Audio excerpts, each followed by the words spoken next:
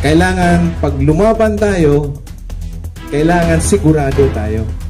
Kaya, ngayon, nag-iisip pa yung mga grupo, anong magandang labanan. Pag lumaban dire-diretso, patay kung patay. Di ba? Yun ang DDS. Kasi pag lumaban atras abanti, hindi yung DDS eh. Magandang umaga po sa inyong lahat. Kay Commissioner Adamat, kay Doc Bata, panalo na natin na Senador 2028. Kay Ma'am Dang, dito si Kuya from Cavite. Marami tayong mga kilala. I think this is my first time to face in media or dito. Meron kaming mga media doon pero maliliit lang. I don't know. As a Secretary General which is designated by Honorable Danny Dayang Hirang, by overview lang kami, last 2022, BBM Sara, join naman yun sila, di ba? Then, the parallel group, meron ako mga parallel yata dito, mga Saraol, na before na tatakbo, sana si BP, they are encouraging all of you to run for President, ang ating Vice President. Pero nadismaya tayo dahil yun, meron na mga Saraol, yung mga Saraol na yan. Dismaya dahil hindi siya tumakbo. So they have the reason, baka destiny or sinabi pa ni Doc Mata, may reason. No? They have the reason why is it nangyari ito sa Pilipinas. Maganda yung sinasabi ni Doc Mata.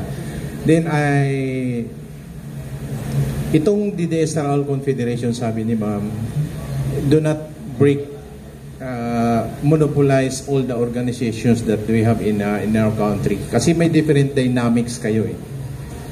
This confederation is handled by the parallel group under the office of the Vice President. Ito yung grupo na to, consolidations sa mga different organizations, transport, CSO, NGO. If you want to join an affiliate like BIPSD, itong malaking grupo na to, they are collaborations tayo. Hindi kami gusto nga, sabi ni Ma'am, monopolize na kami lang. We are all the same tayo yung gusto. Kung makikita nyo, si BP is no party at all. Wala siya na. Very particular siya. Much better to be an independent. Kasi kayo naman ang papanalo sa kanya, di ba? That's the point that tayo naman yung napapaupo. Kasi may partido ka, as per sinasabi niya sa amin, parang nagkuhan eh. Merong gusto, ayaw niya ng ganon. So, our Vice President is very like doon sa mga independent.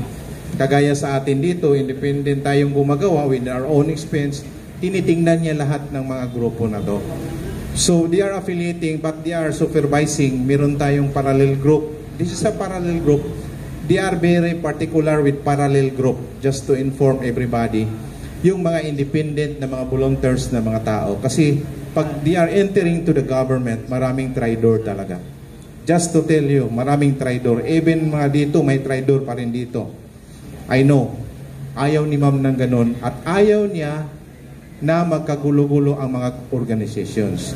Kaya, I ask Sir sa BIP, sabi ko, Sir, kung kailangan sama-sama tayo at tahimik lang tayong gumagalaw at nag-base sa sinasabi ng ating Vice President, we must pray. Kasi lahat naman destiny. Destiny natin to eh.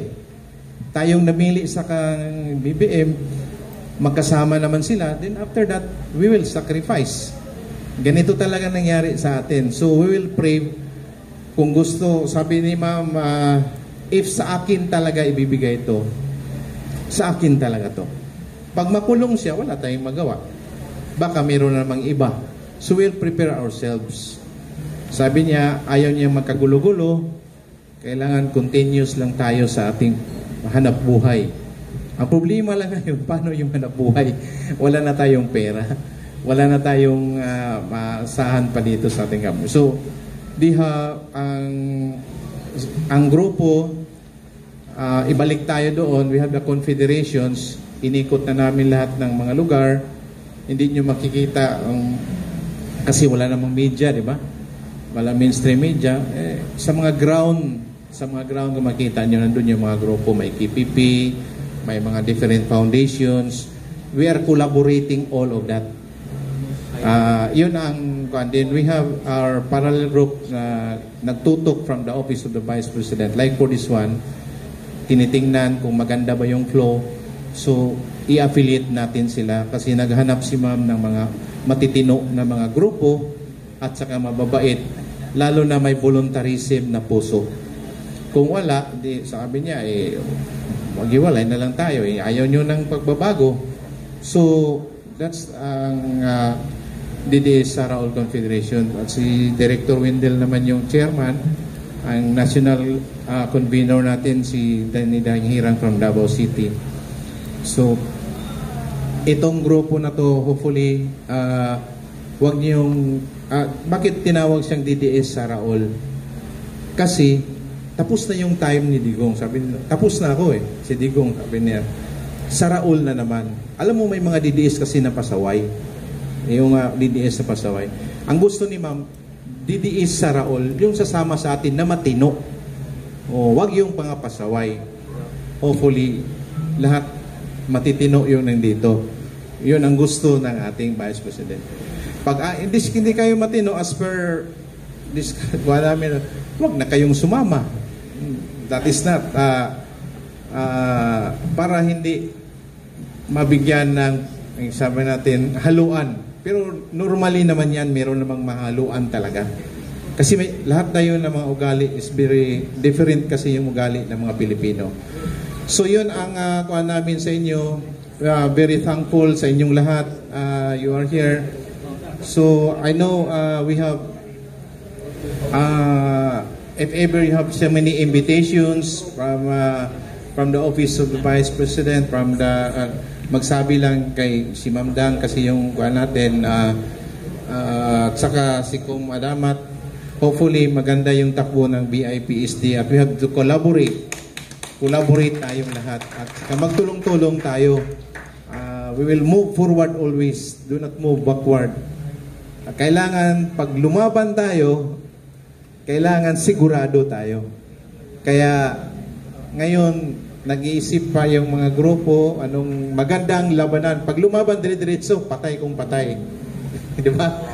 Yun ang DDS kasi pag lumaban atras abanti, hindi yung DDS Yun ang sinasabi. Kailan naka-plan, well-plan lahat para pag puno na ang salok, yun na nang may gagawin na talaga ang mga tao. But the power of the people will rise. Yun naman ang kailangan natin. Maraming salamat po. God bless all. Hello.